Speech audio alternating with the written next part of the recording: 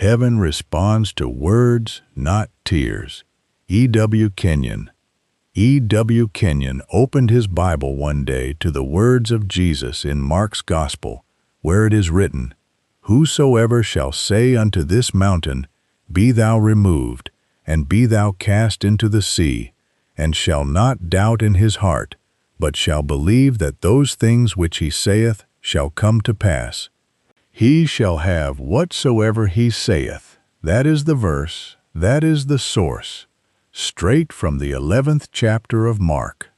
And Kenyon would stop you right there and ask you plainly, do you see what it does not say? It does not say he shall have whatsoever he weeps. It does not say he shall have whatsoever he feels. It says he shall have whatsoever he saith. And that single word saith is the hinge the whole gospel turns on, because most of us have been taught, quietly and without meaning to be, that if we cry hard enough, long enough, sincerely enough, heaven will notice and heaven will move. But Kenyon taught that heaven is not deaf to tears. Heaven is simply not activated by them. Tears reveal the heart, but words release the power. And until you understand that difference, you will keep weeping at a locked door while the key sits quietly in your own mouth. Say it with me. I speak words of faith over my life. I believe before I see the answer. I call the things I need into being. My words are my harvest. Again, I speak words of faith over my life. I believe before I see the answer. I call the things I need into being. My words are my harvest. Kenyon always said a teaching only takes root if it is watched again tomorrow. So subscribe now, that the next lesson finds you right where you are. If something in you just went quiet while you heard that, if some old ache just recognized itself, type the 2 words, "I'm ready," in the comments, and let that be your seal before we go further. The first key is this: tears and words are not the same language. They were never meant to do the same job. Tears are the language of the body. They report what is happening inside you right now, honestly, immediately, without any filter, and there is no shame in that report. Kenyon never once shamed a weeping man or a weeping woman. He simply taught that weeping was never the currency heaven trades in. Heaven trades in spoken faith, and those 2 currencies do not exchange for one another, no matter how much feeling is behind the tears. Think of a woman standing at her kitchen sink at midnight, dishes done, house quiet, children finally asleep, and the tears come because the bills are due and the answer has not arrived. Those tears are honest, they are real. They are not weakness. But notice what they actually are. They are a description, not a request. They tell the ceiling and the dark window exactly how heavy tonight feels, but a description spoken silently through tears has nowhere to travel. It just falls straight down into the sink, into the folded hands, and stops there. Now picture that same woman, same night, same weight, but this time she wipes her face, stands up straight, and says out loud, "Provision is coming to my house." That sentence, spoken instead of sobbed, is not louder than the tears. It may even be quieter, but it is aimed. It travels. It is the difference between a feeling that echoes in an empty kitchen and a declaration that reaches heaven's door. It is not that God was unmoved by her pain the whole time she wept. It is that God responds to faith, and Kenyon taught that faith, real faith, is always eventually spoken, never merely felt. This is why a man can sit in a hospital waiting room, tears streaming, love overflowing, and still, in Kenyon's understanding, not yet be praying the prayer that moves anything, until the moment he leans forward and whispers, "My child is healed." At that instant, the same room holds 2 languages at once: the tears, which tell the truth about how afraid he is, and the words which carry the authority to change what comes next. So this week, when the tears come, let them come. Do not fight them. Do not rush past them pretending to be stronger than you are. But before you leave that moment, before you close that day, speak one sentence of faith out loud over the very thing that made you cry. Let the tears have their honest minute, and let the words have the final say. That is the quick win hiding inside this very first key. And once you feel it, once you actually hear your own voice do that for the first time, you will never again mistake the weeping for the prayer. The second key is this: your words are not commentary on your life, they are currency inside it. Kenyon taught that God himself set the pattern in the very first chapter of Genesis, where it says, "And God said, 'Let there be light,' and there was light." God did not weep light into existence.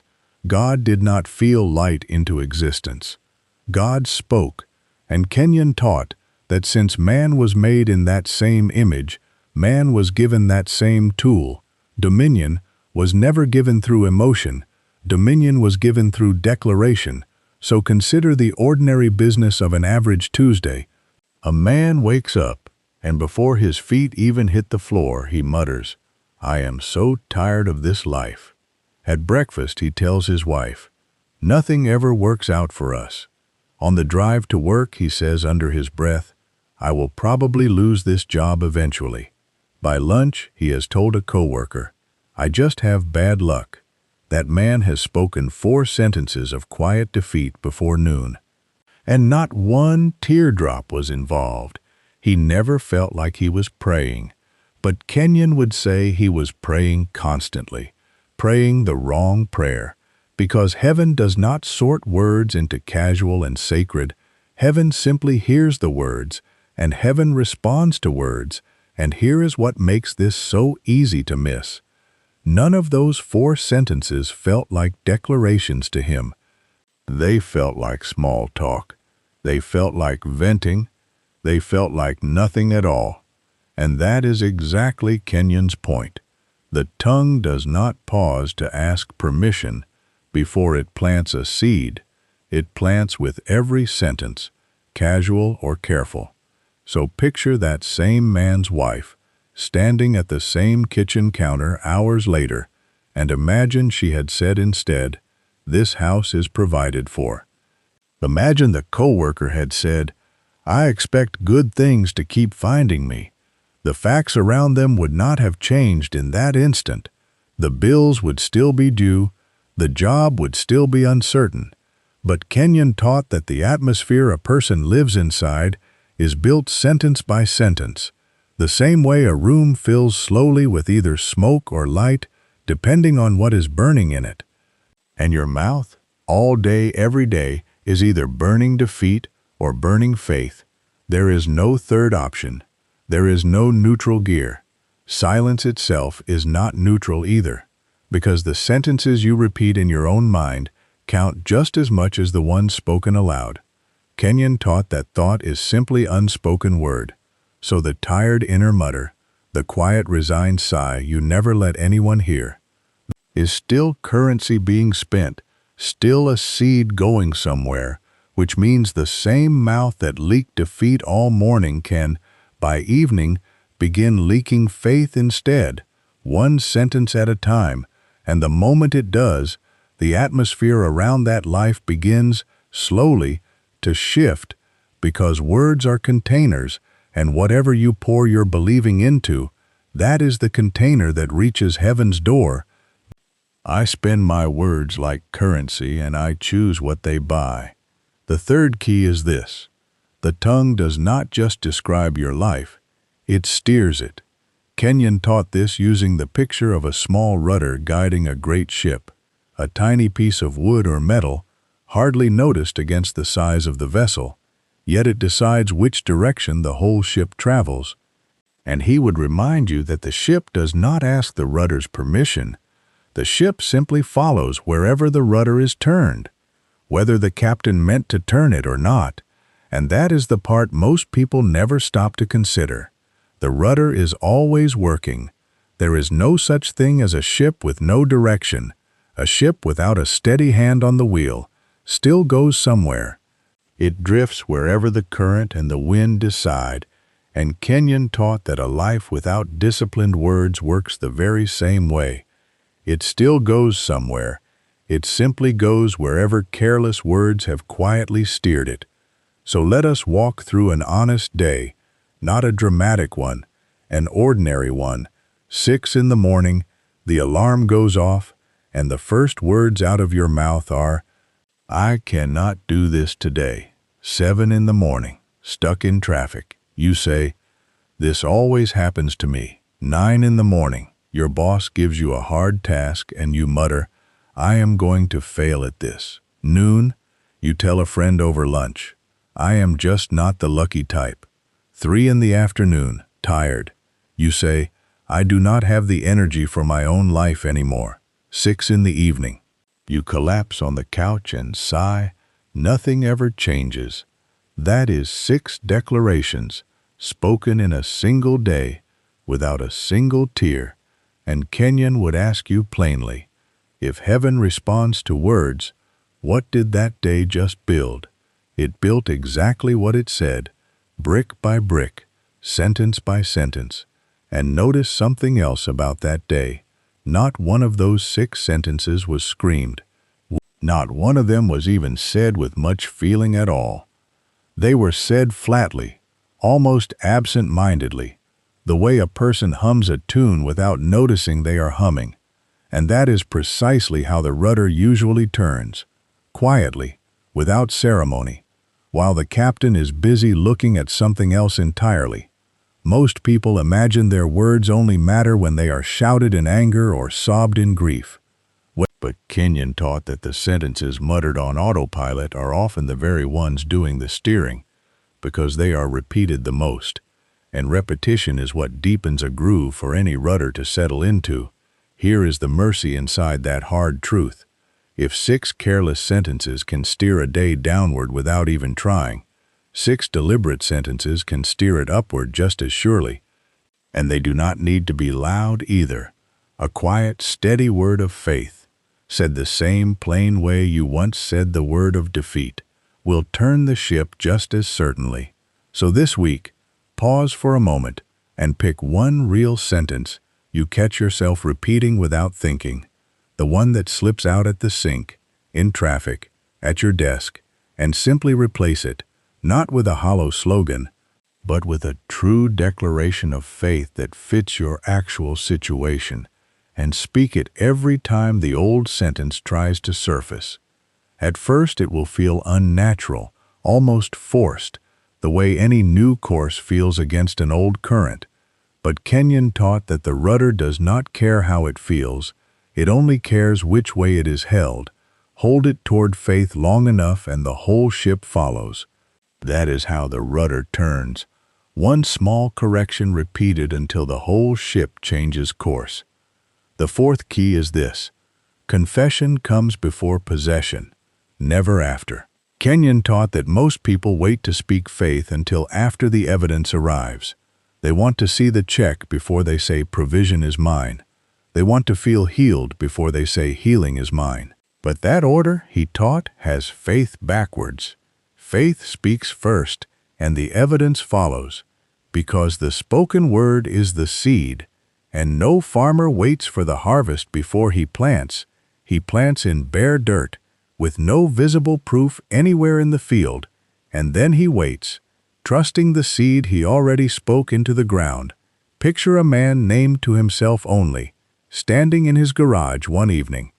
Staring at a stack of unpaid bills on the workbench, his first instinct is to wait, to say nothing, to hold his tongue until something in the mailbox changes. He tells himself, once the money comes, I will believe it.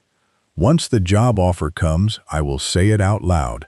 But Kenyon taught that this is the exact backwards order that keeps a man standing in that garage year after year, because the bill will not soften because he stayed quiet about it, and it will not soften because he wept over it either. What Kenyon taught is that the man must speak into the empty field before the field shows him anything. He must say, provision belongs to me, while the workbench still holds the very evidence against it that feels foolish to the senses, and Kenyon knew it felt foolish. He taught it anyway, because he taught that faith, by its very nature, always looks foolish to sight before it looks victorious to sight. Your words work exactly the same way in the unseen realm. They are seeds, sown into soil you cannot see with your natural eyes. And doubt, by contrast, is always a silent thing. Doubt hides in the chest. Doubt groans without forming a sentence. It paces the kitchen floor at night and never once opens its mouth.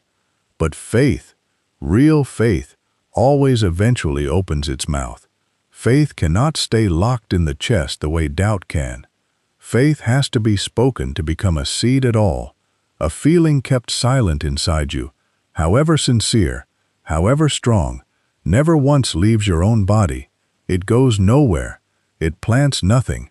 So ask yourself honestly this week, is there a promise you believe in your heart but have never once said out loud? A healing, a provision, a reconciliation you have only ever wept about or hoped about, but never spoken plainly into the room around you? If so, that seed is still in the bag. It has not yet touched the ground, and a seed in the bag cannot become a harvest, no matter how sincerely you believe in seeds. No matter how many nights you have held that bag close and cried over what might be inside it, the harvest is not waiting on your sincerity. It is waiting on your mouth. I confess it before I see it. Kenyon kept teaching because people kept showing up to hear it again. So subscribe now, so tomorrow's lesson can meet you right where today's left off. If this is stirring something true in you, let that stirring carry you forward, because the deepest key is just ahead. The fifth key is this, and it is the deepest one, so let it unfold slowly, in pieces, the way Kenyon himself unfolded it across years of teaching. First, consider the authority you were given to speak at all. In the beginning man was told, have dominion, and dominion was never a feeling handed to Adam. It was a governing authority handed to his words. When Adam named the animals, his words fixed their identity. The word came first, and the reality arranged itself underneath it. And Kenyon taught that this authority did not vanish at the fall. It was simply misused, redirected, spoken over fear instead of faith. But the authority itself is still resting in every mouth alive, which means when you speak, you are not merely describing reality. You are exercising a governing right that was built into you before you ever knew its name. And most people never once exercise that right on purpose. They let it sit unused their whole lives, like a deed to land they never walk on. They pay rent on a house they already own the title to. Second, consider the difference Kenyon drew between what he called sense knowledge and what he called revelation knowledge. Sense knowledge is everything your eyes see, your ears hear, your hands touch. It is the doctor's report, the bank balance, the empty chair, and none of that is a lie. It is simply fact. But Kenyon taught that fact and truth are not always the same thing. Fact is what the senses currently report. Truth is what heaven has already declared. And when a man says, I am sick, because his body currently agrees with sickness, he is speaking fact. But when he dares to say, I am being made whole, because heaven has already declared that over him, he is speaking truth. And Kenyon taught, boldly, that heaven does not respond to the reporting of fact. Heaven responds to the declaring of truth. This is not pretending the fact is not there. It is refusing to let the fact have the final word. Third, consider a picture of this playing out across an ordinary week. Not one dramatic afternoon, but a whole slow stretch of days. A man sits in a small waiting room on a Monday. The chairs are stiff, the clock on the wall is loud, and a doctor walks in with a folder full of numbers that are not kind. That folder is fact. It is real. It is measured. It did not lie to him. But Kenyon would tell that man, "Do not let the folder become your only voice in this house." So the man drives home in silence, and somewhere around a red light he says, quietly, almost embarrassed at himself, "Healing belongs to me." That sentence does not erase the folder. The folder is still on the seat beside him. But now there are two voices in that car instead of one. The folder speaking fact, and his own mouth speaking truth. On Tuesday, the folder is still there, sitting on the kitchen table where his wife left it, and he walks past it and says the same sentence again. On Wednesday, a neighbor asks how he is doing, and the old sense knowledge rises up first, wanting to report the numbers, but he catches it and says instead, "I am being made whole." By Thursday, something has not changed in the folder at all. The numbers are the same numbers, but something has changed in the room, because the room now has a truth living in it, alongside the fact, and Kenyon taught that heaven is not confused by the presence of both at once. Heaven simply moves toward the one that is declared in faith. Fourth, consider that tears and facts are cousins, closer than they appear. They both describe where you currently stand. They are both honest. A tear says, "Here is how heavy this is right now," and there is nothing false in that tear. But a tear by its very nature cannot describe where you are going, only where you are. It has no compass in it. And heaven, Kenyon taught, does not build roads out of where you are. Heaven builds roads out of where you declare you are headed. Words are directional, in a way tears simply cannot be. A tear falls straight down. It has no destination, but a spoken word travels outward, toward a target, toward a future, and that is precisely why heaven, which deals in futures, in promises, in what is becoming, leans toward the traveling word and not the falling tear. Fifth, consider how quietly this whole exchange usually happens. It rarely looks like a mountain being moved in front of witnesses. It looks like a man in a car at a red light, or a woman refolding the same folder and setting it face down on the table. Small, almost invisible acts of the mouth. And Kenyon taught that heaven does not need the declaration to be loud. Heaven only needs it to be believed. So here is a small exercise. Pause for a moment right now and pick one real situation pressing on you today, something with actual weight, not a vague hope, but a specific ache. And notice, honestly, what fact your senses are currently reporting about it. Do not deny that fact. Simply set beside it a truth, one sentence, spoken quietly if you have to, but spoken, a sentence that lines up not with what your eyes currently see, but with what you actually believe heaven has promised. And say it, out loud, even barely above a whisper, because Kenyon taught that the whisper of true faith outweighs the shout of accurate despair. The fact may be loud, but it is only a fact, and facts change. Truth spoken consistently is what heaven moves toward. Again and again, across every story in that book, Kenyon studied his whole life. It was never the loudest weeping that turned the tide. It was the moment someone finally opened their mouth and said the thing they had only been feeling.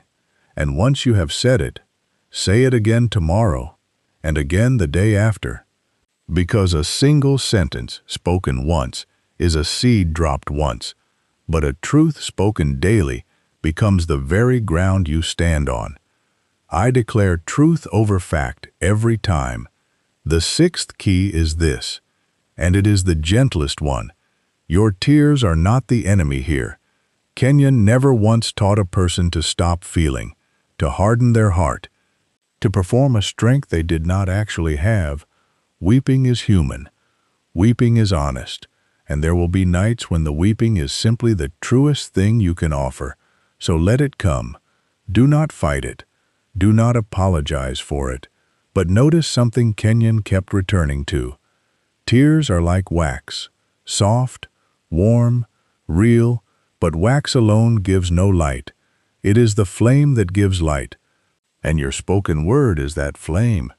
So think of a man lying awake at 2 in the morning, the house dark, the job gone, the future unclear, and he weeps quietly into his pillow so he will not wake his family.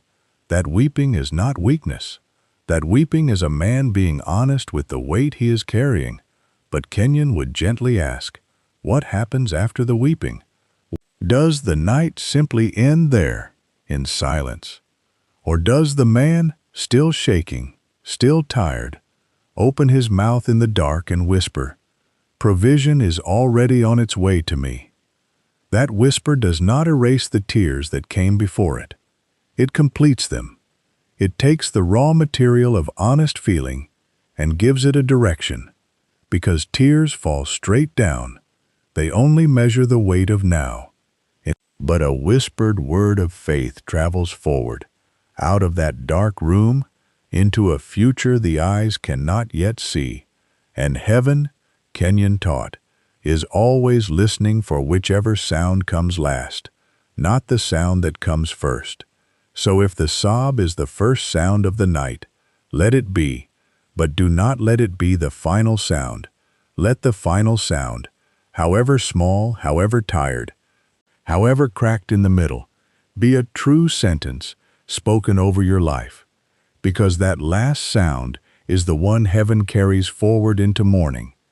Picture 2 men who both lost everything in the very same week, both wept the very same tears, both had the very same right to despair, but one let his last words be, "Nothing ever works out for me," and the other, through the very same tears, whispered, "I am being rebuilt even now, same pain, same night, same darkness," but 2 entirely different words carried forward into tomorrow.